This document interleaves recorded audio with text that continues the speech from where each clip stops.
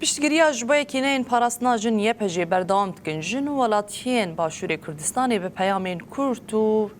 têr wate piştgiriya xwe ji bo YPJ nîşan dan. Her wekî diyar kirin ku YPJ hêza parastina jinan û Kurdistanê ye. Di têkoşîna azadiyê de sembola mayîna jinê ye.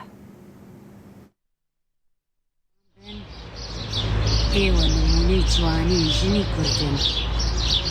بژی ژن ژیان ئازادی ژن واتە دایک دایک نمونەی هێز و ئازایەتیە ئێوەش دایکی نیشتیمانە بەردەوام بن ئێمەی دایکانی باشوور هەموومان بە هەموو هێز و توانایەکمانەوە پشتیوانیتانە بین هەرچیەک بێ ئێمە بکرێ هیچ نکۆڵیەک ناکەین و هەمیشە پشتانە بین بەردەوام بن بژی کوردستان YPJ هێزی ژنی کوردە YPJ تەنیا هێزێکی سەربازی نییە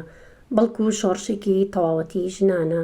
ژن ژیان ئازادیش جەوهەری ئەو شۆڕ ئەگەر ڕژێمی ئەحمەد شەرع ڕژێمێکی ڕوو لە دموکراسی بێت ئەبێت شانازی بکات بەوەی کە YPJ بەشداری بکات لە منظومەی دیفاعی ئەو وڵات هەیە. ژنانی ڕۆژاوی کوردستان سمبولی ئازادین سمبولی ئازادی گەلانن سمبولی ئازادی کۆمەڵایەتین هەڵگری هەموو شتە جوانەکانی ئەم ناوچە تاریک و پڕزەبر و زەنگ و کۆنەپەرستی هێزە سیاسیەکان لە ناو سەرکردایەتی ئیدارەی ڕۆژئاوای کوردستان ئەرچێکی ئەخلاقی و نیشتیمانی و نەتەوەی هەمومانە بگرە ئەرچێکی مرۆڤ دۆستیە بۆیە بژی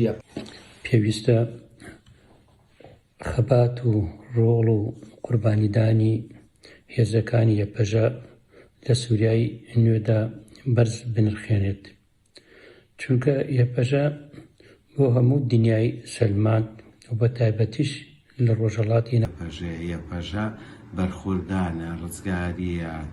سنبولە ڕووناکیە ئاسۆیە سەرکەوتنە